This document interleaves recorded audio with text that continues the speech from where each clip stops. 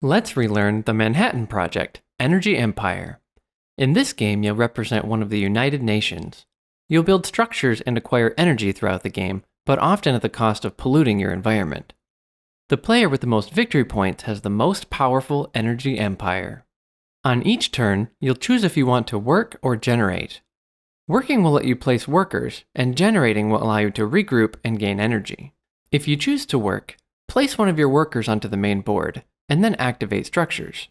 You can place one of your workers into any of the 13 locations on the main board. However, if there are already workers present, including your own, you must place a taller stack.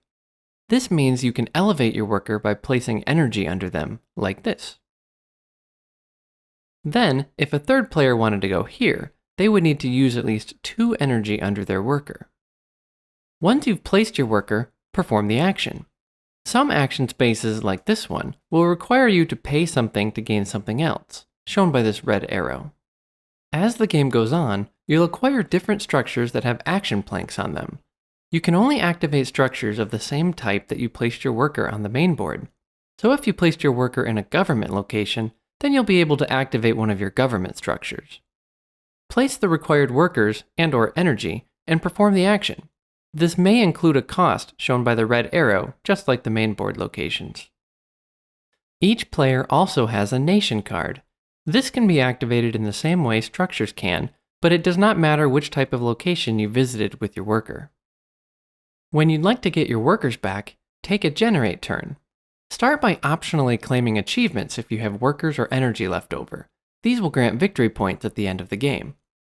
Then gather all of your workers from everywhere and discard all energy you have, including from your player mat. If you have any oil barrels, gain a temporary brown petroleum energy die for each one you discard. Then roll all of the energy dice that you've acquired throughout the game and gain the resulting energy on your player mat. Then compare the dice you just rolled and look for the highest number. This die will determine if you've polluted your environment.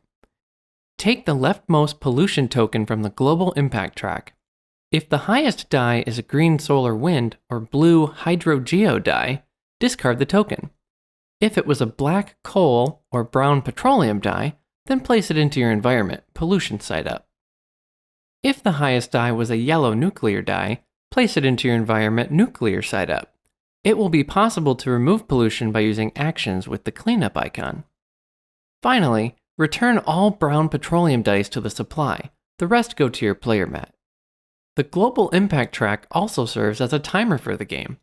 Once a stack of pollution tokens is empty, then an event will be triggered and the price of oil may change. Each card will show which part of the environment players will score, which market will be reset, as well as a special effect that may have a lasting effect. When scoring an environment row, you'll gain a victory point for each unpolluted space of your environment. Some of the global impact cards may have you place resources or pollution on locations on the main board. If you visit one of these locations with your worker, you must gain any that are present and then resolve the action. Once the final pollution token is removed, this will trigger the end of the game.